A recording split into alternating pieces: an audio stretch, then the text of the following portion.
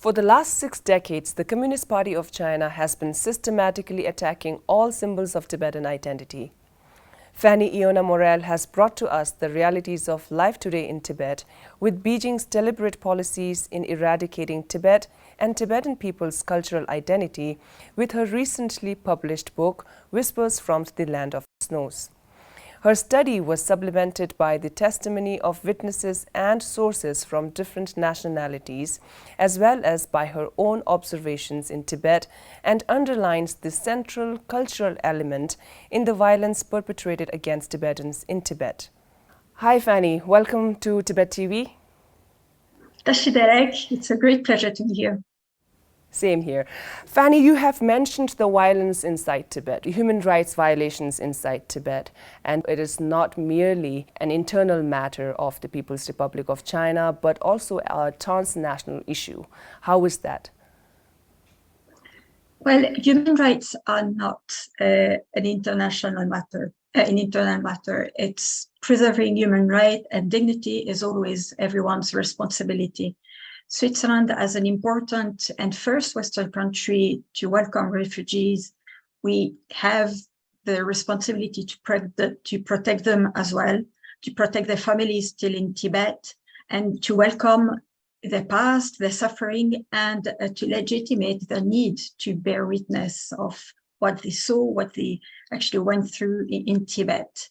So in any way, human rights and the situation in Tibet is an internal matter. It cannot be. Fanny, you have collected a lot of testimonies and analyzed them. What were the major challenges you faced during that phase of your research? And why did you choose to work on Lemkin's concept of genocide? Getting testimonies was very difficult because of the fear that the Tibetan diaspora in Switzerland still feel. So it took quite a few years to get to know them so they could actually know me as well. It started in 2015 when we started to organize cultural events together, and slowly but surely they could actually know me and trust each other. It was a long process. So that was the main difficulty we had. It was actually getting the trust of witnesses so that they could actually testify and explain their stories. And in my work, I actually returned to Raphael Lemkin's work, who was an historian and international law specialist. He introduced the term genocide in 1944 and was a very important initiator of the Convention on the Prevention and Punishment of the Crime of Genocide in 1948. His conception of genocide is very important as it does not always entail the immediate destruction of a nation and its people. It should rather be seen as a process, a coordinated two-step plan of action, aiming first to eradicate the national patterns of the oppressed group and then to forcibly assimilate this group. The difficulty with the 1948 convention is that the text focuses on mass extermination on the biological level, overlooking Lemkin's concept of genocide and notably the very central component of culture in such violence. We see now that China forces cultural assimilation in Tibet, and it continues to engender violence. In Tibet, it implies the forced abandonment of a population to give up their cultural identity, notably their identity, their education, spirituality, arts, language, norms, and customs to actually fit into China's. And as I said, the CCP does not hesitate to use violence to achieve its aims. Yes. So how and in what ways these cultural violence and restrictions affecting Tibetans from all angles, the monastic communities, the nomads, the students in schools, Tibetan language and way of life and environment as well? This forced cultural assimilation that is actually prohibited in international law affects every aspect of Tibetan life and Tibetan society. For instance, education should have the power to imbue the knowledge and respect for peaceful acceptance of other identities. Everyone should have access to a plurality of forms of education in schools or in monasteries, and to have the freedom to study the language and culture. However, through my research and interviews, we understand how education is used by the Chinese authorities to force cultural assimilation in Tibet by keeping a firm grip on information content. You have argued that in those boarding schools, the Chinese Communist Party emphasized political ideologies and socialization, right? And for over the years, more Chinese provinces and municipalities have participated in this campaign or schoolings of Tibetans. And you have mentioned statistics such as by the end of year 2005, there were about 29,000 Tibetans children who were sent to the People's Republic of China, and a number of that number rose to 30,000 by the year 2008, and that was official estimated, like you have mentioned in your book. This year, Tibet Action Institute has come up with a report that shows an estimate of 800,000 to 900,000 Tibetan students from the age of 6 to 18 being sent to school, the state-run schools, right? So how are these experiences, like you talked about how it is painful for the children and the family members when they see their children not able to speak a word of Tibetan, how it is affecting the relationship within the family, how in a long run these kind of forcibly sending children to state-run schools can affect the collective identity of the Tibetans. Interviewees also mentioned the fact that among the pupils that are sent to the PRC are amongst the best children and the best pupils, and very often they actually stay in China. So in Tibet, they're actually lacking very good education or knowledge and training for young Tibetans. And there are also still some suspicion in families. I was also told that quite a few families are still reluctant to send their children to schools, not only boarding schools, but schools in general, because they are mostly run by the Chinese authorities. And they have very bad experiences with the Chinese authorities. They still traumatized, they still suffer from what happened, notably during the Cultural Revolution. So it's also very difficult for them to accept the fact that their children will be going to school and learn Chinese ideology, Chinese history, the Chinese version of history, and Mandarin as well. It's extremely painful because children kind of now they don't really have a mean to know what happened to their parents or grandparents. They just know the Chinese version of it.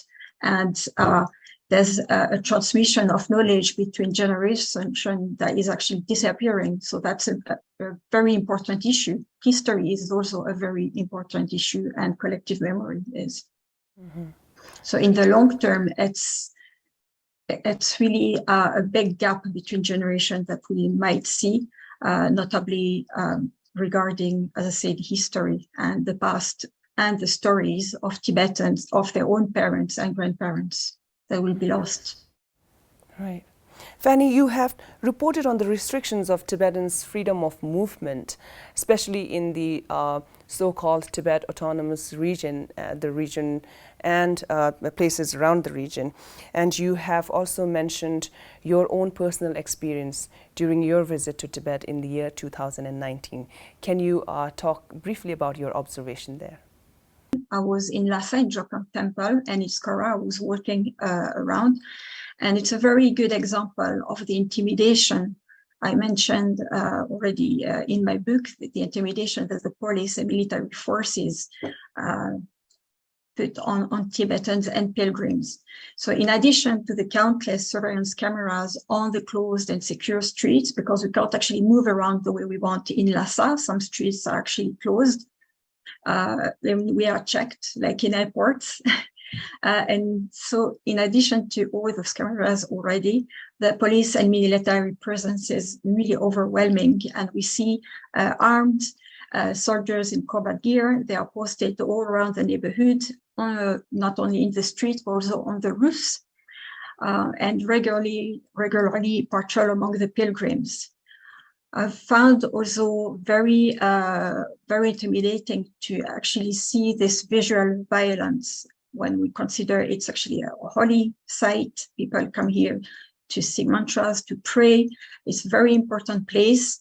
And it's very difficult for Tibetans to actually fully enjoy the spirituality, because what I could see also very near to Jokang Temple, I could actually see what seems to be a small military, I don't know, unit. And we could see soldiers shouting and training right next to pilgrims singing mantras. So the contrast was really shocking, and they're really not ashamed of it. They just want to show the military presence and want to show they control everything, and everything they do are watched.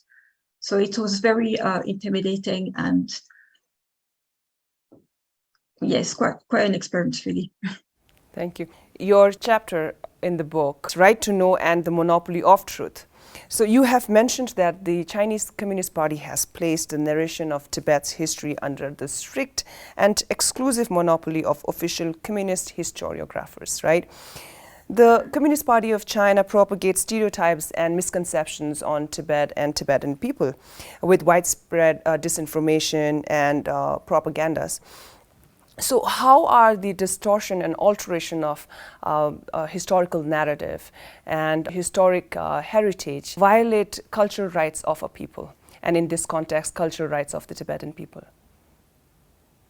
Yes, the authorities' disinformation campaigns in Tibet is very, very strong. The right to know the past is of central importance in the fight against forced amnesia of past atrocities and impunity. History and cultural heritage in general can play an essential role in promoting peace, preventing misinformation and disinformation. But manipulating it makes history a powerful tool of oppression and prevents accountability mechanisms that victims, survivors of abuse, and their families deserve and are entitled to. Tibetans in Tibet have little freedom regarding their paths. They also have very little freedom on their own histories, as everything is censored. Tibetan's history is under, as you said, is under the strict and exclusive monopoly of the CCP. They have a political rather than historical analysis of the past, which might glorify China, the CCP, and legitimize the CCP's authorities over Tibet, while repressive measures, failures, and violence are carefully concealed. Right. So this is a major threat for Tibetans for now and in the future, as the CCP still tries and sometimes unfortunately succeed to impose its narrative abroad, even at the UN, at the United Nations. We thought that. The same applies to cultural heritage. Monuments and commemorations should be peace-orientated, but sadly the destruction or alteration of historic and religious sites in Tibet contributes to collective amnesia of the past and the former Tibetan society. As an example, the so-called peaceful liberation of Tibet monument in Lhasa is a humiliating and painful reminder of the disdain of the CCP for Tibetans.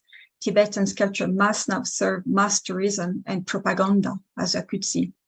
Fanny, would you like to talk about your recommendations that you have put forward in the book? Of course, we have a few recommendations that we keep working on, but we really have to recall that the CCP must, in all circumstances, preserve the physical integrity and psychological well-being of the Tibetan population and must put an end to all acts of harassment.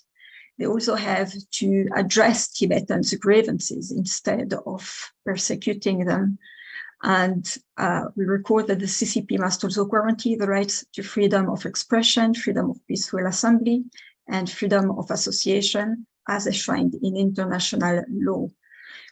There's one thing, and maybe I would like to add as well, we would like to recall that the succession of the 14th Dalai Lama is solely the responsibility of the latter and is not an internal Chinese matter, but concerns Tibetan Buddhism worldwide.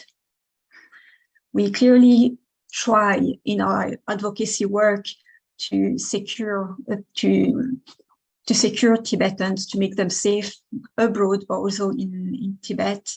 And that's our main priority, to keep them united and to preserve their safety.